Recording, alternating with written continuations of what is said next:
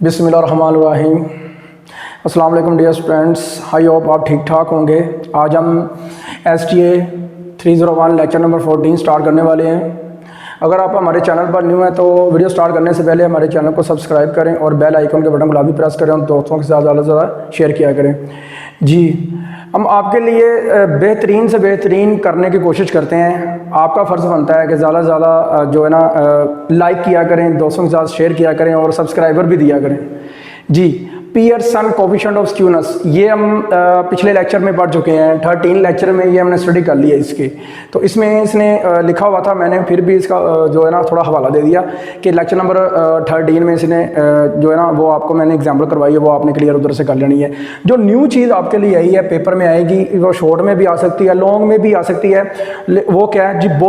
बोलीज coefficient of skewness. बोली coefficient of skewness क्या होगी कि क्वार्टाइल 1 निकालनी है, उसे प्लस कर देना है क्वार्टाइल 3 में और माइनस करना है 2 के साथ मल्टीप्लाई करके मोड को और डिवाइडेड बाई करना है Q3 माइनस Q1 को।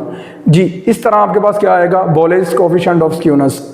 अब देखें ज़रा, मोड की जगह पर मीन भी हो सकता है। ये देखें, इस तरह भी ये फॉर्मूला आप याद कर सकते हैं। ये तो अगर आपको डायरेक्ट कहता है कि आप क्या करो कि डायरेक्ट आपको सारी वैल्यूज़ दे देता है, प्रोवाइड कर देता है, तो देन आपको दोनों फार्मूले याद होने ज़रूरी हैं। अदरवाइज़ इतना लॉन्ग क्वेश्चन वैसे पेपर में देता तो नहीं है इतना लॉन्ग कि एक डाटा दे दे छोटा सा तो आपको कहेगा ये सारा कुछ निकाल के और बोली कोफिशिएंट ऑफ स्क्यूनेस निकालो। नहीं, वो क्या करेगा, सारा कुछ पहले सॉल्व करके देगा आपको। सॉल्व करके Q1 Q3 मीडियन और मीन की वैल्यू जो है ना सारी सेट करके देगा आपको, और आपने सिर्फ पुट करनी है, फॉर्मूला याद करना है। ठीक है जी, आगे चलते हैं जी। एग्जाम्पल है, ये देखें, इसकी एग्जाम्पल भी है आपके सामने कि एग्जाम्पल में उसने क्या दिया हुआ है? 2 कैटेगरीज हैं। 2 कैटेगरीज हैं। सबसे पहले देखें, उसने लिखा होगा C फॉर मैंने चिल्ड्रन का नाम दिया हुआ है, M फॉर मैनुअल और W फॉर वर्क। ठीक है, चिल्ड्रन ऑफ मैनुअल वर्क क्या किया है जी? उसने अलग से उसका कॉलम दिया हुआ था। मैंने क्या उधर से वैल्यू उठाई आपकी वो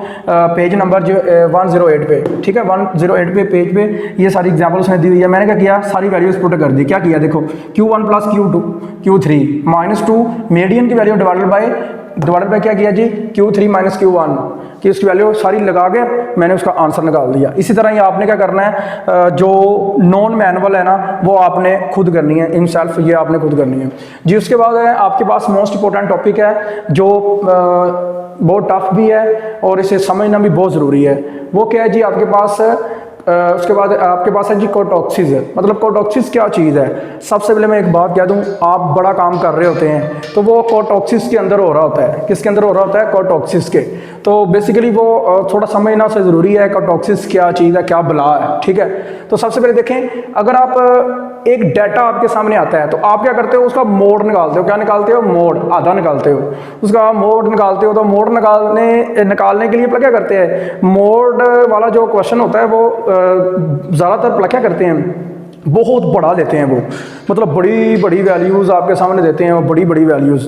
तो वो वैल्यूज़ जो है ना वो आपने देखनी है कि जो वैल्यूज़ के अंदर यकदम से उतार चढ़ाव जो होता है, यकदम से पीक आ जाती है। देखो फॉर एग्जांपल ये जो है ऊपर जा रहा है, तो फॉर एग्जांपल ये ऐसे हो रहा है, देखो 10 20 30। अब देखो यकदम ऊपर इधर पीक पे चला गया ये, तो ये जो ऊपर वाली वैल्यू होगी वो आपकी होगी 100। ठीक है, अब देखो फिर नीचे जाना शुरू भी हो गया। नीचे जाना शुरू का मतलब क्या होगा कि मे बी कि वो उसके बाद क्या नीचे 100 के बाद छोटी वैल्यू भी आनी शुरू हो जाएंगी। जैसे देखो डाटा की मैं शक्ल बना लेता हूँ ऐसे 10 20 30 100 जी 5 2 1 इस तरह, तो दरमियान में सबसे बड़ी वैल्यू आ गई।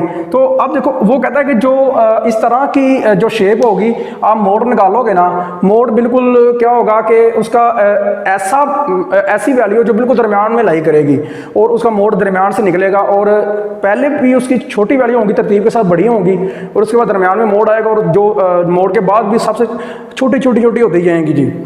उसके बाद आपके पास आता है जी प्लेटोकर्टिक। प्लेटोकर्टिक क्या चीज़ है? ये देखें, इसमें क्या होगा? इसमें ये होगा कि सबसे पहले उतार चढ़ाव जो है वो कैसा होगा? छोटी होगी, फिर बड़ी, फिर बड़ी, फिर बड़ी, फिर लेवल हो जाएगा। देखें यहाँ पर क्या हो जाएगा, एक टाइम ऐसा आएगा जब वैल्यू सेम हो जाएंगी। जैसे ये देखें, इसकी एग्जांपल देखें 1 2 3 4 4 4 4। ठीक है ना, समझ आ गई बात की? 4 4 फिर क्या आएगा आपके पास, फिर 3, फिर 2, फिर 1, फिर 0। इस तरह का डाटा अगर आपके पास आ जाता है तो उसे प्लेटोक्रेटिक कहते हैं। और दरमियान में क्या जो वैल्यू होगी वो आपकी क्या होगी, मोड होगी। समझ लगी बात की। उसके बाद आपके पास आता है मेसोक्रेटिक। मेसोक्रेटिक क्या चीज़ है? मेसोक्रेटिक के अंदर बेसिकली क्या होगा कि यकदम से उतार चढ़ाव नहीं आएगा। क्या होगा, एक तरतीब एक सीक्वेंस के साथ होगा। दोनों साइड पे ये देखें, ये जो शेप है दोनों साइड पे सेम है। तो इसका जो होगा एक बिल्कुल तरतीब के साथ एक सीक्वेंस होगी, बेहतरीन सीक्वेंस होगी, जैसे काउंटिंग होती है 1 2 3 4 5 6 7 8। तो दरमियान में वो कहीं ना कहीं क्या करेगा, एक वैल्यू को रिपीट करके जाएगा, तो वो उसका क्या होगा, मोड होगा जी। क्या होगा उसका, मोड। इस तरह का सीक्वेंस होगा काउंटिंग वाला, सिंपल सीक्वेंस वो होगा मेसोक्रेटिक में जी। उसके बाद हम क्या करते हैं जी, फाइंड कर्टिक। कर्टिक फाइंड करना चाहते हैं कि ये क्या बला है। कर्टिक जो है ना वो बेसिकली होता है जी quartile deviation, Q for D for quartile deviation divided by P90। P90 मतलब परसेंटाइल, परसेंटाइल, परसेंटाइल जी, परसेंटाइल। P for percentile. तो आपने क्या करना है, मैं प्रीवियस लेक्चर्स में आपको बड़ी अच्छी तरह परसेंटाइल, डिसाइल और क्वार्टाइल का जो कंसेप्ट क्लियर करवा चुका हूँ। तो आपने क्या करना है जी, P90 निकालना है, माइनस क्या करना है P10। तो दोनों को माइनस करेंगे, डिवाइड करेंगे क्वार्टाइल डेविएशन को किसके साथ, P90 माइनस P10 के साथ। तो आपके पास क्या आएगा, कर्टिक आएगा। लेकिन एक बात मैं क्लियर कर दूं, P90 बहुत बड़ी वैल्यू है। ये आपकी स्टैट के अंदर वो कभी भी आपको फाइंड करने के लिए देगा ही नहीं। ये पूरा एक पेपर इसका 100 नंबर का आएगा P90 का, अगर वो पेपर में आ जाती है तो ये वो आपको सॉल्व करने के लिए नहीं देगा, वो डायरेक्ट आपको वैल्यू देगा इसकी कि P90 जी मैंने फाइंड किया है। वो एग्जामिनर कहेगा मैंने फाइंड किया है P90 100 है, P10 आपके पास 2 है, क्वार्टाइल डेविएशन आपके पास 5 है। तो वैल्यू पुट करो इसमें, तो क्या आएगा 5 डिवाइडेड बाय क्या आएगा जी 100 माइनस 2। तो इसका आंसर आएगा 5/98। इसे डिवाइड कर लें तो आपके पास कर्टिक आ जाएगा जी। ठीक हो गया जी। जी इसके बाद हम करेंगे मूवमेंट्स निकालने के जो स्पेसिफिक फार्मूलाज हैं आपके पास। पहले हम करते हैं अनग्रुप डाटा के लिए बात। अनग्रुप डाटा के लिए, अनग्रुप डाटा जी, अनग्रुप डाटा के लिए बात करें तो आपके पास फ्रीक्वेंसी अगर ना हो तो समझ लेंगे अनग्रुप डाटा जी। फ्रीक्वेंसी नहीं दी हुई आपकी एग्जाम्पल के ऊपर, फ्रीक्वेंसी नहीं दी गई, तो आप क्या करेंगे जी, मूवमेंट्स का पहले फार्मूला देख लें। MR सबस्क्रिप्ट के साथ, ये से बोलते हैं सबस्क्रिप्ट के साथ R लिखेंगे is equal to sum x minus x bar, ठीक है, होल क्या आएगा power R divided by n। ये आपके पास मूवमेंट का फॉर्मूला आ गया। अब देखें आपके पास जो एग्जांपल है ना लेक्चर नंबर 14 में, वो लेक्चर में उसने कितने मूवमेंट्स का बोला हुआ है, कहा हुआ है 4 मूवमेंट्स का। उसने कहा जी फाइंड फर्स्ट 4 मूवमेंट्स, ठीक है, फाइंड फर्स्ट 4 मूवमेंट्स निकालें, फाइंड आउट करें। तो सबसे पहले देखें उसने x की वैल्यू दी होगी, सारी दी है, सारी की सारी दे दी। अब देखें x बार फॉर्मूले के अंदर है जी x बार। सबसे पहले आपने क्या करना है जी, सब कुछ सम कर लेना है। सबको सम करने के बाद 360 आएगा divided by number of terms है, 1 2 3 4 5 6 7 8 9 पे डिवाइड कर देना है। 9 पे डिवाइड करेंगे तो आपके पास आएगा 40, आपके पास आंसर आएगा 40 जी। अब आप क्या करेंगे जी, x बार को बारी बारी आप अपनी ओरिजिनल वैल्यू में से माइनस करते जाएंगे। x माइनस एक्स बार, ये आंसर आया, x माइनस एक्स बार 4 आया। देखें जी माइनस करते हैं कि आपके पास आंसर आता जाएगा जी, आंसर आ गया सारा। अब देखें इसका आप क्या करेंगे, स्केयर लेंगे। अब देखें उसने फर्स्ट 4 मूवमेंट गए थे, तो काउंटिंग अगर चेक करें तो देखें ज़रा 1 2 3 4। तो 4 फर्स्ट मोमेंट्स के लिए आप क्या करेंगे, 4 पावर तक इसे आप मल्टीप्लाई करते जाओगे जी। सबसे पहले हम माइनस करेंगे तो ये आएगा। अब देखें स्केयर लें, इसी को इसके साथ ही मल्टीप्लाई करें, इसका स्केयर लें तो कितना आएगा 64। फिर क्या करेंगे, अब देखें इसको इसके साथ मल्टीप्लाई करेंगे तो पावर 3 हो जाएगी। देखो इस पावर को 2 को 1 के साथ मल्टीप्लाई करें तो पावर 3 आती है, तो इन दोनों को मल्टीप्लाई करेंगे तो आएगा माइनस का 512 5 माइनस 512 आएगा आपके पास। एंड देन जब इसी तरह यहाँ 4 निकालना चाहोगे तो 4 के लिए क्या करोगे, ये पावर 3 है और ये 1, इन दोनों को मल्टीप्लाई करोगे पावर 4 आ जाएगी, आपके पास माइनस और माइनस कट जाएगा, और 8 को मल्टीप्लाई करोगे 512 के साथ तो आपके पास ये कॉलम आता जाएगा।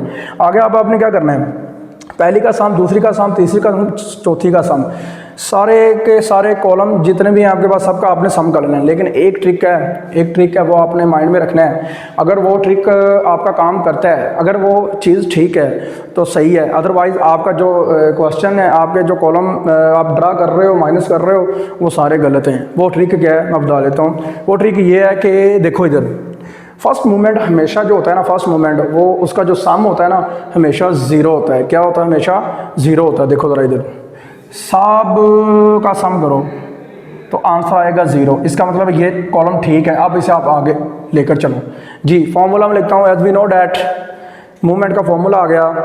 n क्या है जी आपके पास 9, तो आपने r की वेरिएशन कहाँ तक लेके जानी है? फर्स्ट 4 मूवमेंट आपने 4 तक लेके जानी है, फर्स्ट 4 मूवमेंट।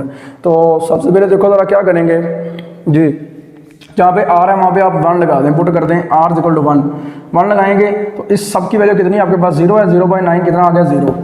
आपके पास इसका आंसर कितना आ गया? 0। नहीं जी, इसका आंसर 0 आ गया। फिर आप क्या करेंगे, फिर इसी तरह ही आप क्या करेंगे जी, r इक्वल टू 2 लगाएंगे। r इक्वल टू 2 लगाएंगे तो यह स्केयर आ गया, स्केयर डिवाइडेड बाई 9। स्केयर की वैल्यू आप देख लें कितनी है आपके पास? 232 है। तो जनाबे वाला ये लगा के आपने क्या करना है, इसे डिवाइड कर देना है। इसी तरह ही आपने थर्ड के लिए r इक्वल टू 3 पुट करके थर्ड के लिए उधर से वैल्यू देख लेनी है, 186 है, वो लगा देनी है। फिर आप 4 के लिए 10708 है, वो लगा के और डिवाइडेड बाई n आपके पास आता जाएगा। अब है जी अनग्रुप डाटे के लिए। अनग्रुप डाटा के लिए क्या आएगा? सिर्फ एक चीज़ की एडिशन है, सिर्फ एक चीज़ की एडिशन है, सिर्फ और सिर्फ एक चीज़ की एडिशन है। वो कौन सी है? सिर्फ और सिर्फ आपके पास फ्रीक्वेंसी आ गई तो समझ लो कि क्या आपके पास आ गया, ये ग्रुप डाटा है। बाकी सारा का सारा प्रोसीजर यही है। क्या आएगा? सिर्फ और सिर्फ f आ जाएगा। अब आपने करना क्या है ग्रुप डाटा के लिए मैं बता देता हूँ। सेम यही काम करना है, सेम यही काम करना है, लेकिन शुरू में स्टार्ट में देखें ज़रा f है तो आपने क्या करना है, f के साथ मल्टीप्लाई करते जाना है, f के साथ मल्टीप्लाई करते जाना है। ये देखो 1 2 3 4 ऐसे ही लेने हैं, लेकिन अब इन्हें सबको क्या करना है, f के साथ भी मल्टीप्लाई करना है। लेकिन आप क्या करोगे, देखो f के साथ मल्टीप्लाई करने जाओगे 1 2 3 4 दफ़ा वो 4, ये कितने हो गए 8। आप ऐसे ना करना, आप ऐसे करना, देखो ये 1 ले लिया है, -8 आया। अब f का जो फ्रीक्वेंसी टेबल होगा वहाँ पे मिसाल के तौर पे 1 है, 1 को -8 के साथ मल्टीप्लाई कर देना, डायरेक्ट कर देना। क्या होगा कि आपके 4 मतलब 5 आपके कॉलम होंगे, f वाला डालकर 5 कॉलम बनेंगे। ऐसे आपके पास कितने होंगे? 9 बनेंगे। 8 4 ये 4 वो f वाले, और f बजाते खुद कितने 9 हो जाएंगे। ऐसे क्या हो गए आपके पास 5 होंगे, 4 आपके कॉलम कम हो जाएंगे। एक और चीज़ मैंने आपको बतानी है कि बुक के अंदर फिर देखें डिवाइड के नीचे क्या लिखा होगा उसने, आपको डिवाइड के नीचे उसने लिखा होगा n। क्या लिखा होगा? n। वो बटे के नीचे n नहीं आना, फ्रीक्वेंसी का सम आता है, हमेशा बात याद रखनी है। ये VU वालों का थोड़ा सा वो जो है ना n वो इस्तेमाल करने का तरीका वो मुझे तो नहीं समझ आया, वो गलत है। तो आपने क्या करना है, सम f करना है आपने जी। डियर स्टूडेंट्स, इसके बाद हम करेंगे कि कोई भी आपके पास मूवमेंट अबाउट मीन है उसे करेक्ट कैसे करते हैं। क्या करते हैं? करेक्ट कैसे करते हैं। तो करेक्ट करने का तरीकाकार जो है ना वो हम सीखेंगे अब उस टेबल के बाद। उस टेबल के बाद हम करेक्ट करने का तरीकाकार सीखेंगे। सबसे पहले हमने सीखा था उसमें कि M1 से लेकर M4 तक प्राइम कैसे निकालते हैं। M छोटा सा m है, उसके ऊपर जो डैश लगती है उसे प्राइम बोलते हैं। तो 4 प्राइम कैसे निकालने थे ये सीखा पहले। बाद में हमने सीखा कि उससे M1 से लेकर M4 मूवमेंट अबाउट मीन कैसे निकालने हैं। लेकिन एक बात याद रखना, प्राइम से जो M1 M2 M3 M4 निकालते हैं वो अनकरेक्टेड होते हैं। वो कौन से होते हैं? अनकरेक्टेड। ठीक है, अब हम करने हैं उसे, उसी को ही करेक्ट करना है। तो कैसे करेंगे देखें जरा, करेक्शन पढ़ते हैं सबसे पहले। लेकिन एक बात मैं क्लियर कर दूं सबसे पहले, M1 और M3 सेम ही रहते हैं। M2 और M4 जो है वो चेंज होते हैं, वो करेक्ट करते वक्त चेंज हो जाते हैं। M1 जो है 0 होता है और M3 जो है वही अनकरेक्टेड जो है वही करेक्टेड है। ठीक है, ये ऑब्जेक्टिव में पूछ सकता है, ये बात याद रखनी है। और मूवमेंट अबाउट मीन 1 जो होता है वो ऑलवेज 0 होता है, ये भी बात याद रखनी है जी। M2 की बात करें तो आपके पास क्या आएगा, M2 equal to uncorrected M2 की वैल्यू माइनस M3 अनकरेक्टेड। दोनों को माइनस करना, आपके पास जो आंसर आएगा वो M2 करेक्टेड आएगा, M2 करेक्टेड आएगा। और M3 की अगर बात करें, ऑलवेज M3 जो है वो अनकरेक्टेड करेक्टेड दोनों इक्वल होते हैं। एंड जी M4 देखो, M4 अनकरेक्टेड, M4 अनकरेक्टेड की value minus M2 uncorrected plus M1 prime, तीनों की वैल्यू लगा देनी है। तीनों की वैल्यू लगाने के बाद आपके पास जो आंसर आएगा वो M4 करेक्टेड आएगा, M4 करेक्टेड। उसके बाद है मूवमेंट रेशो। क्या है जी? Movement ratio. मूवमेंट रेशो का जो फॉर्मूला है B1 का, इसे हम बीटा 1 भी कहते हैं। क्या कहते हैं? इसे बीटा 1 भी कहते हैं। बहुत ज़्यादा बुक्स हैं जिसके ऊपर B1 की जगह बीटा 1 भी इस्तेमाल किया जाता है। और एक और बात याद रखना है, पेपर में वो बीटा 1 भी कह सकता है और B1 भी कह सकता है कि निकालो। तो आपने क्या करना है, M3 निकालना है, उसका स्केल लेना है, डिवाइड करना है M2 पे, और M2 का क्या करना है, उसकी पावर 3 लेनी है, दोनों को डिवाइड करना है, आपके पास आंसर B1 का आएगा। एक ट्रिक है, याद करने का तरीकाकार देख लें, M3 की पावर 2 नीचे इन दोनों की तरतीब उलट कर दो, ठीक है, ये याद करने का तरीका आपने याद रखना है। उसके बाद है B2 या बीटा 2। तो क्या देखें जरा, M4 डिवाइडेड बाय M2 का स्केयर। अब देखो 4 को 2 हिस्सों में डिवाइड करोगे क्या आएगा, 2 तो M2 का स्केयर कर दो, ये याद करने का तरीका कार है। अब थोड़ा सा अजम्पशन है, नोट है, ये आपने अच्छी तरह देख लेनी है। इफ जो B2 इक्वल टू अगर 3 होता है देन किस तरह की कर्व बनती है। तो लेक्चर नंबर 12 और 13 में बड़ा अच्छी तरह मैंने आपको एक्सप्लेन करके बताया कि कर्व्स की कितनी टाइप्स होती हैं। तो देखें ज़रा, B2 इक्वल टू 3 अगर होता है देन नॉर्मल डिस्ट्रीब्यूशन होती है, बिल्कुल नॉर्मल डिस्ट्रीब्यूशन होती है। क्या होता है जी, जो ग्राफ बनता है बिल्कुल क्या बनता है, बिल्कुल ऐसा बनता है ग्राफ, ठीक है, ना ही इधर से ज़्यादा होता है ना इधर से, बिल्कुल दरमियान से, बिल्कुल एक लेवल का बनता है, तो इसे कहते हैं नॉर्मल डिस्ट्रीब्यूशन। उसके बाद अगर B2 लेस देन 3 आ जाए तो उसे कहते हैं प्लेटोकार्टिक। वो मैंने अच्छी तरह आपको लेक्चर नंबर 13 में करवा दिया है कि प्लेटोकार्टिक का ग्राफ किस तरह होगा, प्लेटोकार्टिक का ग्राफ किस तरह होगा। और उसके बाद आता है जी इफ B2 ग्रेटर देन 3, तो वो होता है लेप्टोकार्टिक।